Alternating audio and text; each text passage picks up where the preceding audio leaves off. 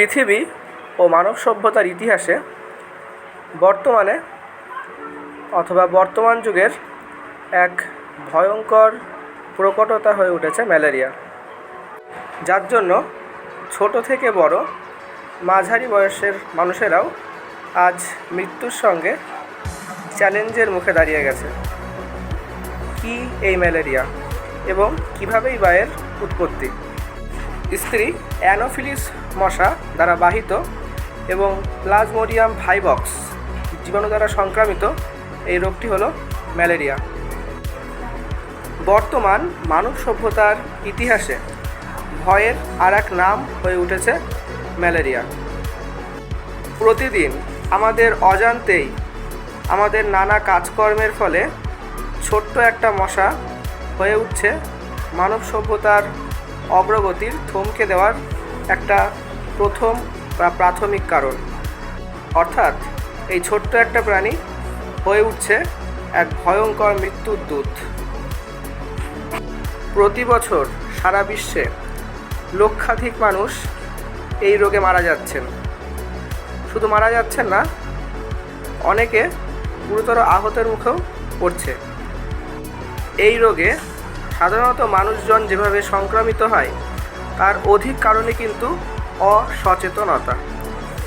প্রাত্যহিক জীবনে আমাদের অসচেতনতার কারণে এই রোগ আজ এক মহামারীর রূপ নিয়েছে।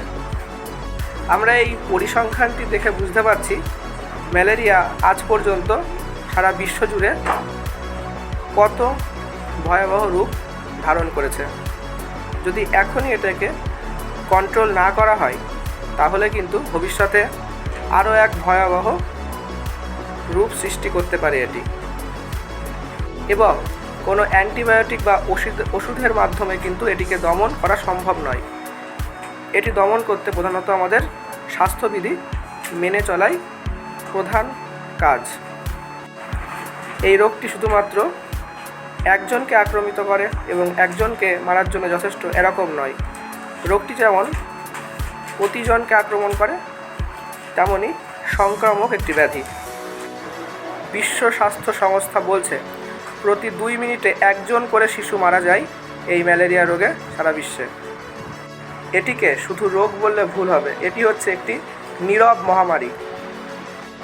এর একটি কামড় বদলে দিতে পারে আপনার জীবনকে।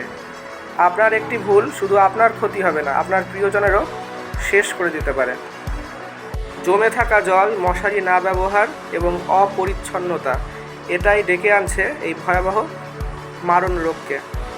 ম্যালেরিয়া ভয়াবহ ঠিকই, কিন্তু এর প্রতিরোধ ভয়াবহতা নয়। এর প্রতিরোধ খুবই সহজ, কিছু সচেতনতা। তাই বর্তমানে অবহেলা না করে আমাদের উচিত এর নিয়মগুলি মেনে চলা, পরিষ্কার জল এবং মশারি ব্যবহার করা।